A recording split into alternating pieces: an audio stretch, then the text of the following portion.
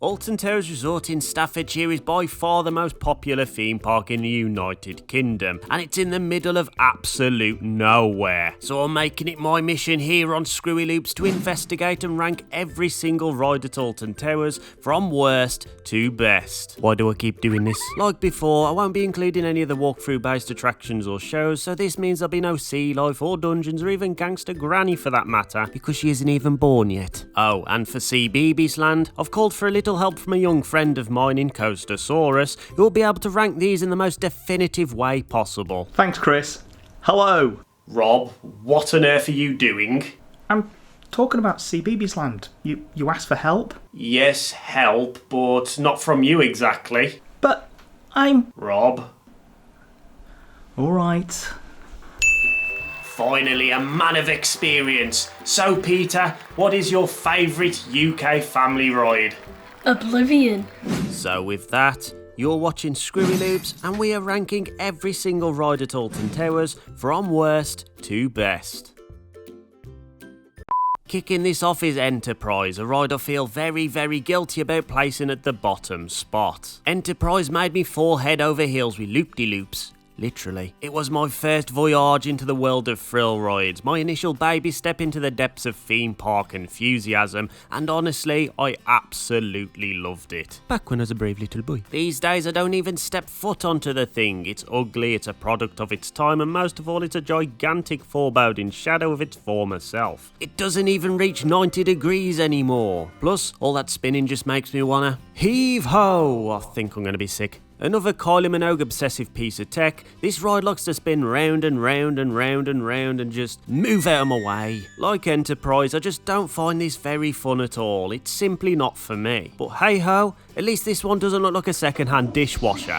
I feel there's a bit of a theme going on here. The flat rides at Alton Towers are just okay. And the Blade in particular is just your average pirate ship with an average swing height providing average thrills. But that being said, with the right crowd of people, this can be quite the pleaser. Also, I can't knock that ultra-violent aesthetic. It is really cool. And so is Marauder's Mayhem. This is actually my favourite flat ride in the entire park, and yes, it's essentially a glorified teacups. Cup of tea! It's a great way to start the day thanks to its location, and it's also the perfect icebreaker if you're ever organising a meet-up. Just don't end up in the same mug as Rob from Coastersaurus, because he's an absolute brute. The theming is a welcome change from the typical teacups cliche, and it fits snugly into Mutiny Bay. At least it isn't themed about a man who loves to bang tea bags, because that really isn't my cup of tea. But if you want a barrel of laughs, then bring your nan on Battle Galleons, because this one is moister than an oyster. Yes indeed. This Max Splash battle seems to turn everyone into complete and utter bar stools. You could be pitted against Postman Pat and it'd still be an absolute cretin. Postman Pat! Postman Pat! Black and white cat! Quiet! But it's all fun and games until the water soaks through to your most crucial layer of clothing,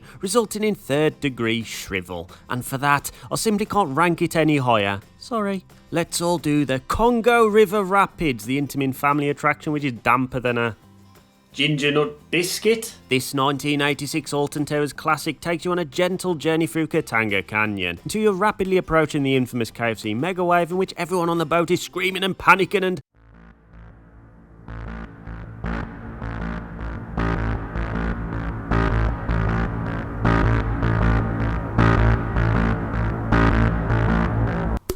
oh, is that it? You'll be lucky to get your bottom chin wet these days. I really have toned this one down. No waterfalls, no water guns. Yeah, I get this is all for safety, but those are all part of why Congo River Rapids kicked ass. It's still a nice filler attraction, but yeah, exactly what I said. It's just a nice filler attraction. Do all the haunted house strikes back is a bit silly but bloody great at the same time. If you pop your blasters down and ignore the blinking lights, what we have here is pretty fantastic. I'd also go as far to say that this is the best looking haunted house in the entire country. Hey gorgeous. But I can't help but be distracted by the tacked-on shooting mechanics. Blasting dots on the wall isn't exactly my idea of fun. Feels like a dated gimmick, especially when there are far superior shooting rides out there like Men in Black and Buzz Lightyear's Space Ranger Spin.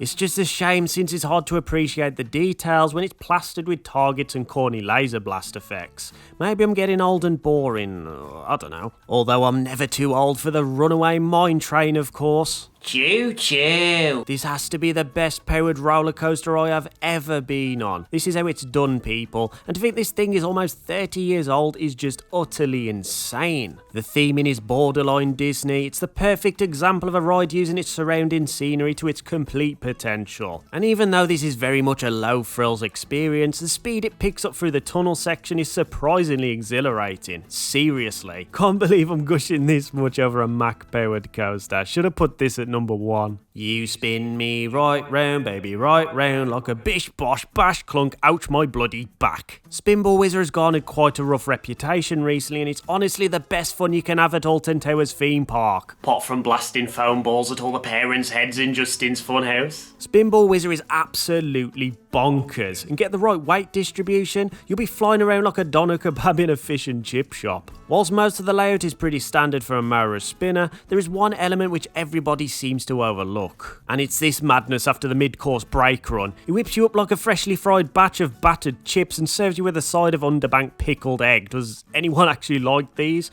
Oh look, a flying fish. Shame the rest of Adventureland is basically redundant and the whole ride is just there, but it really is good fun, if a little bumpy. At number 13, it's it. If you go up the town tonight, you better not come back with Macapaka because it's a womanising, self-centred piece of Intamin family coaster with a theme that is so far from family friendly that it was originally planned to be illegal for under 16s to ride. Magnificent marketing. Despite the horrific theming and panic-inducing atmosphere, 13 doesn't offer that much more in terms of thrills. The first half is plagued by trims so strong that even Francis Jackson himself wouldn't square up to them in woodcutters. The train is then left clutching onto every last glimmer of potential energy as it meanders its way into the mid-course.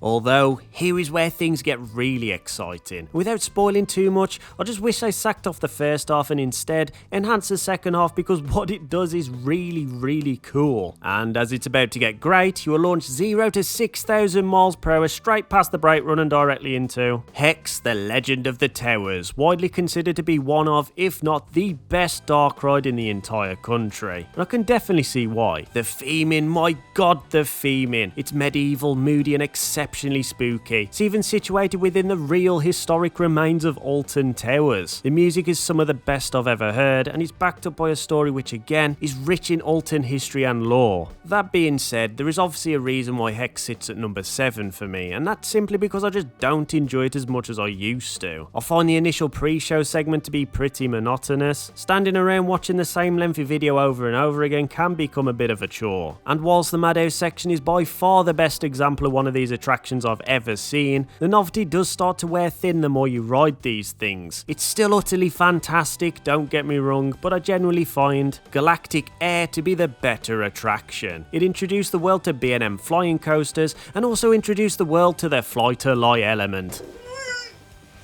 The sensation of being flipped over like an undercooked pork sausage, Galactica is completely unlike any other flyer out there. It's actually one of the better examples of this ride type in the way that it utilises its surrounding scenery to its complete advantage. You saw what feels like a matter of inches from the ground, giving you a great sense of speed and overall exhilaration. It's nothing super intense, and the layout loses a lot of steam towards the end, but Galactica is a smooth, enjoyable experience nonetheless. Before we run down the top 5 rides at Alton Towers, I'm going to make a cup of tea and send you over to Peter, who'll be ranking all of the Cbeebies land rides from worst to best.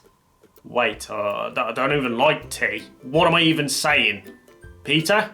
Number 9. Numtums is basically a big turntable with tiny cars on it. Little kids sit in the cars and press buttons that make a lot of noise. The grown-ups sit in the middle, going green and getting a headache from all the din. I used to enjoy this when I was 2. Number 8. Another ride I used to love when it first opened was in the Night Garden. It's a themed boat ride that used to be great, but it's not aged well. The Ninky doesn't nonk and the Pinky doesn't punk. And Upsy Daisy's skirt has been up and down so many times it's now in tatters. Even Iggle Piggle looks embarrassed. Number 7. Justin's house is very loud and smells funny. It's full of crying kids and over-competitive dads. Daddy seems to enjoy shooting foam balls at me far too much. Me? Yes. Number 6. The Get Set Go Treetop Ride is a fun monorail that gives you great views of the whole area. Mummy likes this one. Number 5. One of my favourite rides when the land first opened was Postman Pat. It was always great fun to drive the van round past the theming while constantly beeping the horn. This used to give Daddy a headache. I don't know why. What's going on here? Never mind, we'll just have to take another route. Number 4. Peter Rabbit, one of the newer Cbeebies rides, is great fun. Some nice theming and a great little drop ride that gives some nice airtime. This one is fun. Number 3. The only coaster in the area, or at least until they retheme Spinball into Iggles Piggles Party, Octonauts is a great first kids coaster. It might be a little slow, but it's got great theming and also gets you a little moist. Number 2. Go Jetters is a really fun flat ride. You get great forces as you spin around in the cars. And depending on how you use the controls to move you up and down, some great airtime too. Thanks, Pete, for ranking all of the Cbeebies land rides. But what on earth is number 1 then? I didn't think there was any left. Oh, that's easy. Nemesis. I'm pretty sure if that's based on a Cbeebies IP. Ah, right, of course.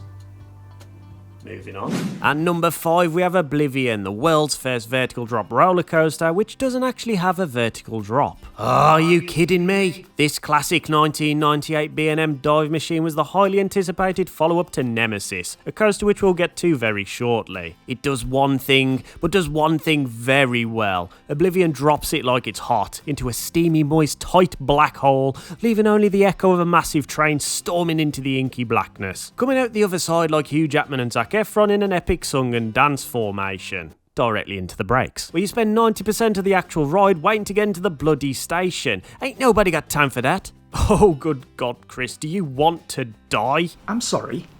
Come again? Are you mad? Before you grab your pitchforks and set fire to the YouTube comment section, I have a very good reason why I placed Rita at number 4. And that's because Coronation Street. Tina, where do we keep the angry mob supplies? We got any flaming torches? No, seriously, Rita gets so much hate and I can kinda see why, but that doesn't change my opinion of it. Rita is by far the most intense roller coaster in the park for me. Apart from Nemesis and the Smiler and Oblivion and Wickerman and probably Spinball and... It has a fantastic launch thanks to Intamin's hydraulic godliness, great pops of airtime which is a welcome treat at Towers, and a second bank turn which wants to blow my brains out from pure unadulterated intensity. And yes, the layout is subpar at best, but who even cares about that? Rita's an absolute blast in my opinion. Go on, change my mind. I doubt I'll be able to change your mind, but honestly, Rita is awful. I mean, I'd rather ride Octonauts. It's rubbish. Feed the flames! Wait, actually, for God's sake, stop setting fire to the comment section. Stop it! Stop it now, you bunch of big Bobby bath mat swallowing Barbie doll burritos. In our third spot, it's the newest of the secret weapon mafia, Wickerman, the family-filled GCI Woody which opened in 2018, and this thing blazed onto the scene and hasn't stopped blazing since. Well, this has got to be the best looking roller coaster in the country. Big Bob is hot stuff. Everything just looks on point, from the special effects to the station. Wickerman does not disappoint here. And the coaster itself is typical GCI family fun. It's relentlessly paced with pops of airtime aplenty and head chopper moments galore. Wickerman is wicked, man. Just missing out on that number 1 spot is the Smiler, the Gerstlauer Infinity Coaster which encourages people to smile always. Chris? Your cat's dead.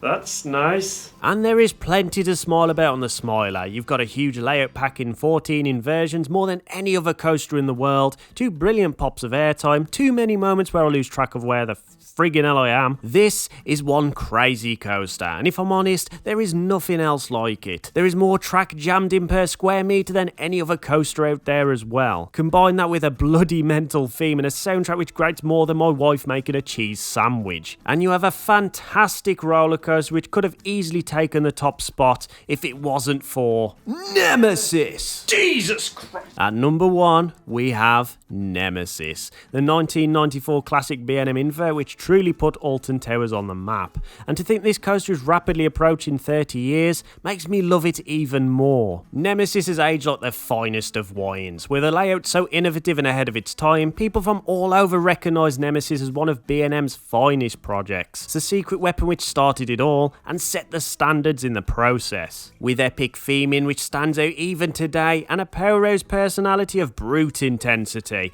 Nemesis truly is a world-class attraction and I would be devastated to see it go. Many thanks for watching, guys. I hope you enjoyed this video. I just want to give a massive thanks to Coastersaurus for joining in on this one. Make sure to check their channel out in the description below. If you did enjoy the video, then please hit that like button, smash subscribe for more content like this, and give the bell a flick to keep all up to date. Videos on the left, merchandise on the right. Make sure to hit this button for the ride of your life. You've been watching ScrewyLoops.